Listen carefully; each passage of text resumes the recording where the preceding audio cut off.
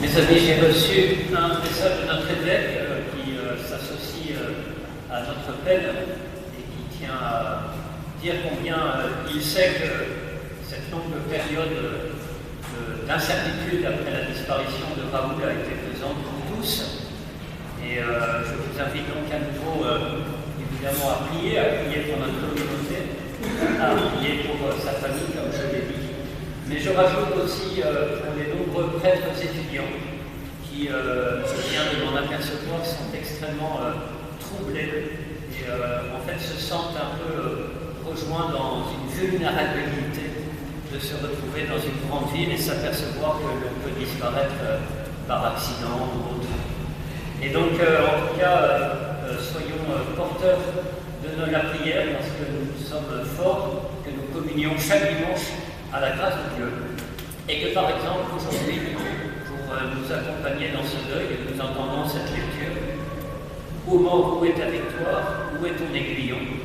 Oui, comme je vous l'ai dit dans l'édito, nous savons que toute vie peut finir, mais ce qui compte, je suis désolé de vous le dire, ce n'est pas la longueur de nos années, mais ce que nous faisons de nos années.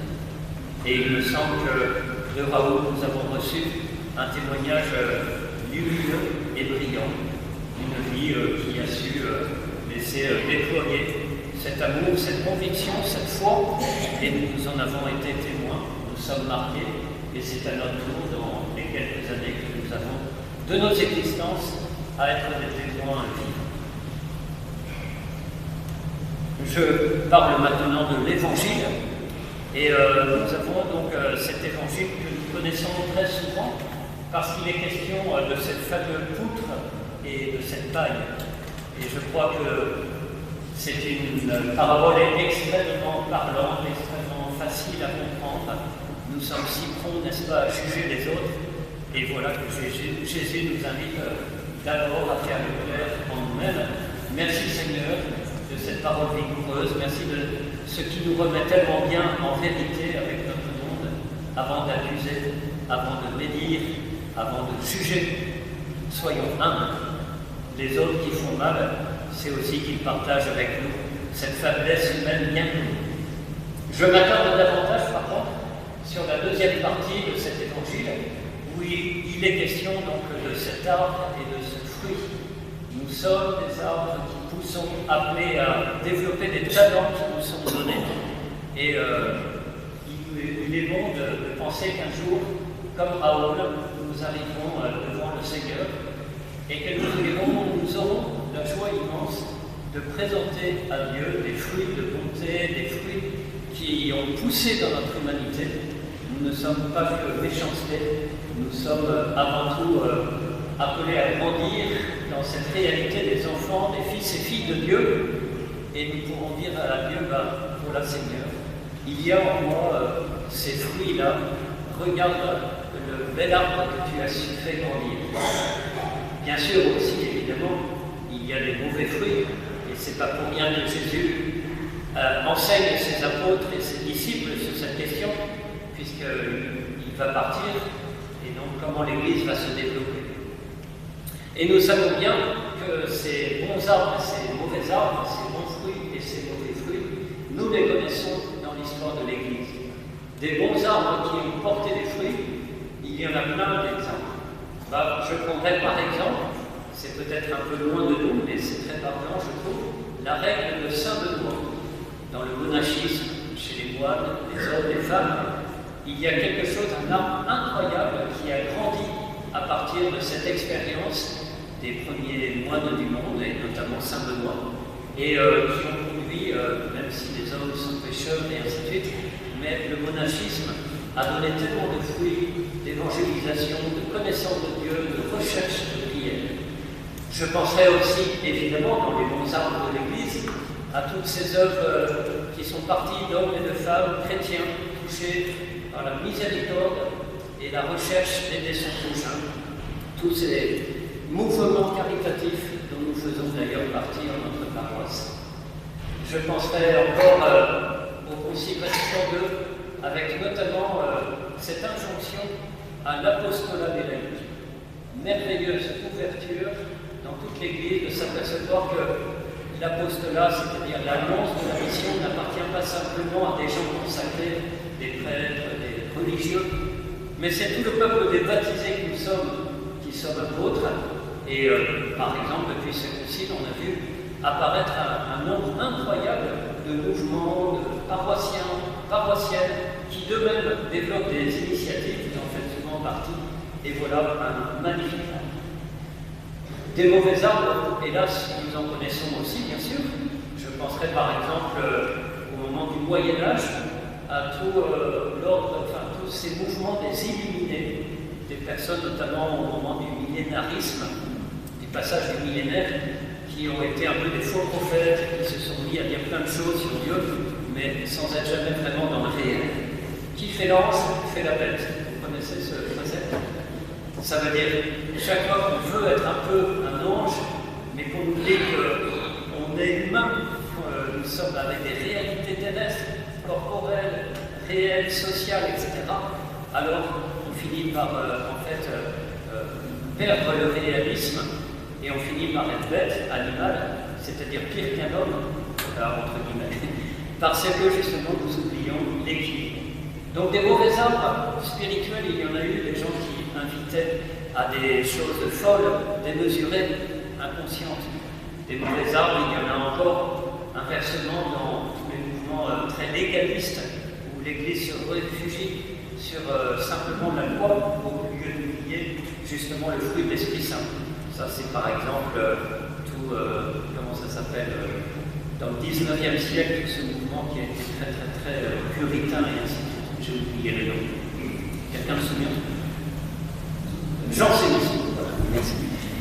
Et puis enfin, les mauvais arbres aussi, bien sûr, nous en voyons avec les mouvements tout récents de l'Église, et où nous nous apercevons que les fondateurs étaient finalement pervers, criminels.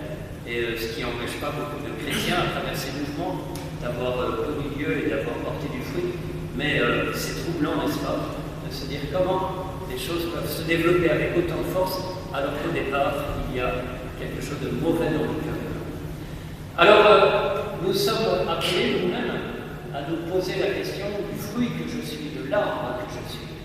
Parce qu'il est bon de regarder, de juger, mais puisque nous avons parfois une poutre dans l'œil, eh bien, n'ayons pas peur aussi de regarder qu'est-ce que je suis, qu'est-ce que Dieu m'a donné d'être, comment j'ai poussé, où sont les bons fruits, où sont les mauvais. Et alors, dans les bons fruits, il me semble que naturellement nous penserions d'abord, n'est-ce pas, aux œuvres, au bien que nous faisons. Est-ce que ça m'arrive d'aider ma famille, quelqu'un dans mon entourage, ainsi de suite. C'est assez logique de penser les fruits d'abord sous cet angle-là. Mais j'ai été frappé dans l'Évangile et dans la première lecture du coup, que l'accent qui est mis, c'est pas d'abord la bonté de l'action, c'est la bonté de la parole. Ce que dit la bouche, c'est ce qui déborde du cœur. Et dans la première lecture, je vous avais déjà dit que les premières lectures sont souvent choisies pour illustrer l'Évangile. Et bien de fait, Ben Sira le Sage dit que les petites beautés d'un homme apparaissent non pas par exemple dans des actes messiens, mais dans ses propos. Ou encore, l'on juge l'homme en le faisant parler. Ou alors c'est la parole qui fait connaître les sentiments de quelqu'un. Ne fais pas l'éloge de quelqu'un avant qu'il ait parlé. Observe d'abord sa parole. C'est alors qu'on pourra le juger.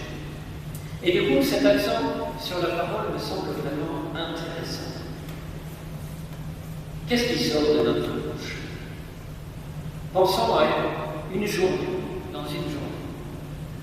Qu'est-ce qui sort de ma bouche? Où est la parole de bénédiction?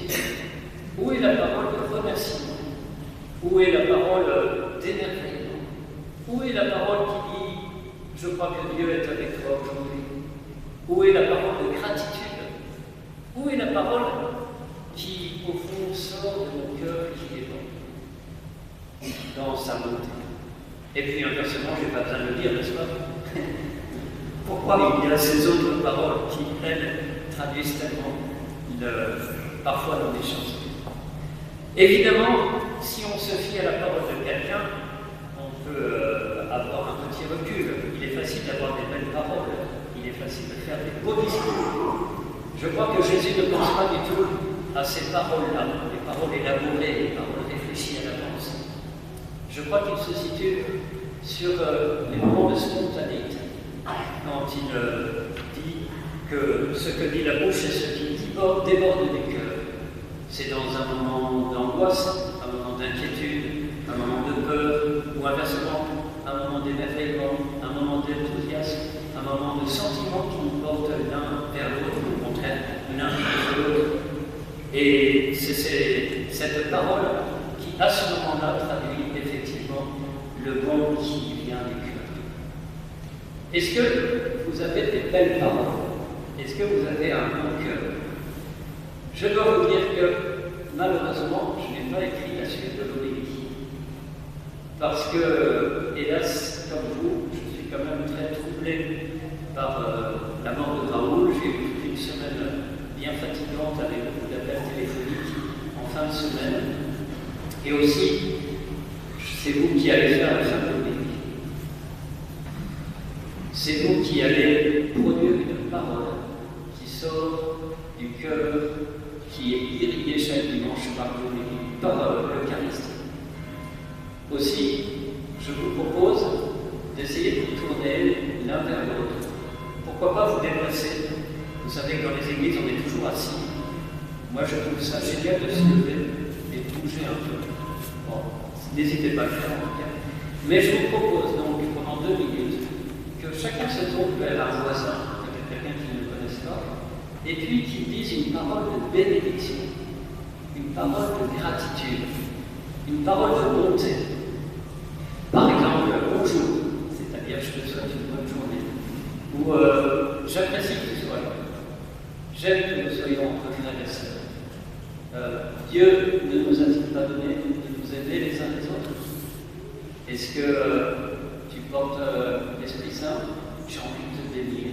Aujourd'hui, j'ai envie de te bénir de tout mon cœur, de toute ma force, de toute ma joie. Dieu a fait en moi un cœur de chair, un cœur capable d'être rempli de l'Esprit Saint. Hier soir, samedi soir, on a déjà fait ce petit exercice. J'avoue que j'ai été vers une personne un peu comme ça. J'ai été très surpris. Parce que le but, c'est pas de dire une belle parole.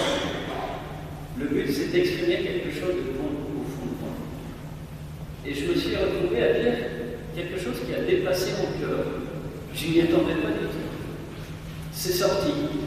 Parce qu'on a tous un cœur d'enfant de Dieu. Et on est tous capables de le faire. Alors, maintenant, c'est à vous de jouer. À moi aussi, je vais aller voir quelqu'un dans l'assemblée, je sais pas. Je vous propose de bouger là, surtout ceux du fond, de devant, mélangez-vous. Et puis, allez vers quelqu'un, et puis laissez exprimer votre cœur. Sortez quelque chose de vous. Le Seigneur nous attend dans cette communauté, dans cette prière. Après, la prière, ça sera la récapitulation de toute cette envie d'être frères et sœurs dans un monde qui se divise, un monde en danger. Alors, mes amis, levez-vous.